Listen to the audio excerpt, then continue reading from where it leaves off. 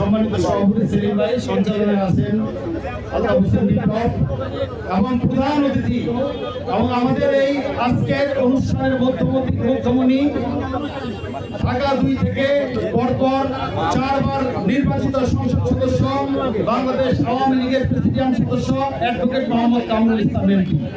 আমরা ঢাকা 2 আসনের আওয়ামী লীগের নেতা কর্মীরা আমরা অত্যন্ত গৌরবান্বিত যে আমাদের অ্যাডভোকেট মোহাম্মদ কামরুল ইসলাম এমপি চতুর্থবারের মতো উনি ঢাকা 2 থেকে সংসদ সদস্য নির্বাচিত হয়েছেন।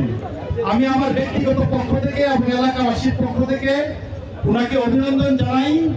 আমরা চাই যে ধারাবাহিকতায় 2008, 2014 এবং 2018-তে আপনি নির্বাচিত হয়ে এলাকার উন্নয়নমূলক কর্মকাণ্ডকে অব্যাহত রেখেছেন, একই ধারাবাহিকতায় যেন এই উন্নয়নমূলক কর্মকাণ্ডগুলো যেন অব্যাহত থাকে।